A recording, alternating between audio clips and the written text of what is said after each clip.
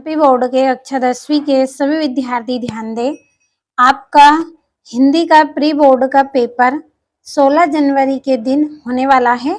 तो पूरे प्रश्न हम आज इस वीडियो में कंप्लीट करेंगे।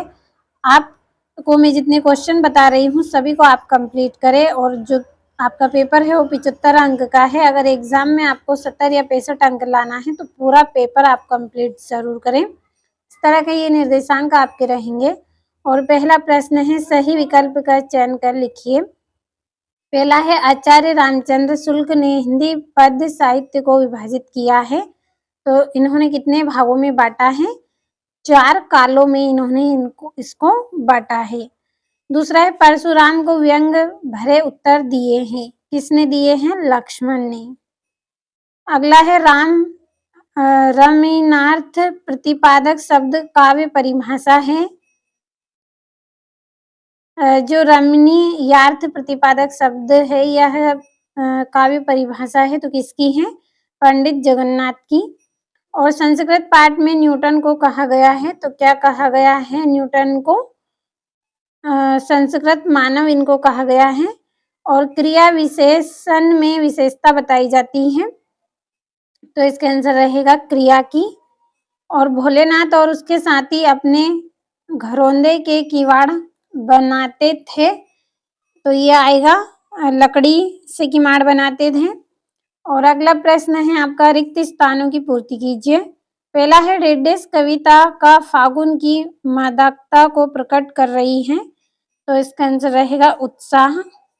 दूसरा है, जहां एक शब्द का समान अर्थ में एक से अधिक बार क्रमशः प्रयोग होता है वह डेडेस अलंकार होता है तो पूर्ण रूक्ति प्रकाश अलंकार होता है। और जिन छंदों की रचना मात्राओं की गणना के आधार पर होती है उन्हें डेडेस छंद कहते हैं तो इसे मात्रिक छंद कहते हैं। और शहनाई बजाने के लिए डेडेस का प्रयोग होता है तो किसका प्रयोग किया जाता है शहनाई बजाने के लिए? रीड का। और यह सोगान डेडेस संधि का उदाहरण है, विसर्ग संधि। कवि लॉग स्टॉक में डेडेस फिल्म की शूटिंग हुई थी तो इसका आंसर रहेगा गाइड। ये आपके रिक्त स्थान हो गए हैं। बढ़ते हैं अगले प्रश्न की ओर। देखिए, पहला है, वात्सल्य और श्रृंगार रस के श्रेष्ठ कवि सूरदास को माना गया है तो ये सत्य है। दूसरा है, जहाँ किसी वस्तु या विषय का वर्णन बड़ा चढ़ाकर किया जाए वहाँ अन्योक्ति अलंकार होता है तो ये आपका असत्य है। अगर यहाँ पे अतिशयोक्ति अलंकार होता तो ये आपका सत्य रहता। और मन्नू भंडारी अपने भाइयों के साथ गुल्ली डंडा भी खेलती थी तो ये सत्य है। और रेखा चित्र को शब्द चित्र भी कहते हैं तो ये भी सत्य है। और पांचवा है, राम बाजार जाता है एक आज्ञावाचक वाक्य है तो ये आपका असत्य है। और हिरोशिमा भारत में है तो ये भी आपका असत्य रहेगा। अगला आपका जो प्रश्न है उसमें आपको जोड़ियों का मिलान करना है। पहला है, आधुनिक कबीर तो इसकी जोड़ी रहेगी नागार्जुन। दूसरा है, चौपाई तो इसका रहेगा सममात्रिक छंद। तीसरा है, बालम खीरा तो इसकी रहेगी लखनऊ। चौथा है, समास के प्रकार हैं तो 6 प्रकार हैं। पांचवा है, सबसे आगे रहने वाला अग्रणी कहलाएगा। और ऊंच नीच में बई कियारी तो इसका रहेगा जो उपजी सो भई हमारी। तो ये आपकी जोड़ियां हो गई।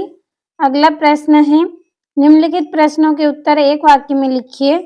पहला है, कवि निराला का उत्साह गीत किसे संबोधित है तो बादल से संबोधित है। दूसरा है, रस किसे कहते हैं तो काव्य की आत्मा को रस कहते हैं। तीसरा है, संस्कृति निबंध हमें किससे टकराने की प्रेरणा देता है? सभ्यता और संस्कृति से जुड़े अनेक जटिल प्रश्नों से जुड़ने को प्रेरणा लेने को कहता है। और वीर रस की कविताओं में कौन सा शब्द युग्म है तो इसमें योज गुण है। और पांचवा है, रहस्यमयी तारों भरी रात लेखिका मधु कंकारिया के मन में क्या जगा रही थी तो मन सम्मोहन जगा रही थी।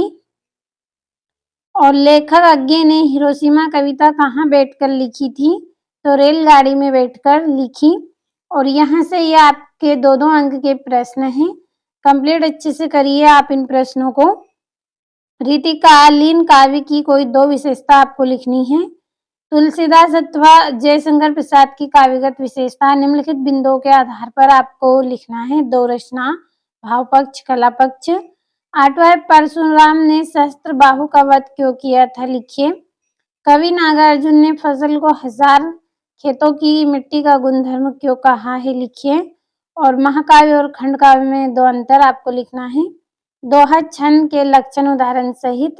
और रामवृक्ष, बेनीपुरी अथवा यतीन्द्र मिश्र का साहित्य विशेषताएं निम्नलिखित बिंदुओं के आधार पर करनी है। 2 रचना, भाषा, शैली। और ये यहाँ से कैप्टन बार बार मूर्ति पर चश्मा क्यों लगा देता था, लिखिए। सुशीरवादों से क्या अभिप्राय है, शहनाई की सुशीरवादों में सह की उपाधि क्यों दी गई है।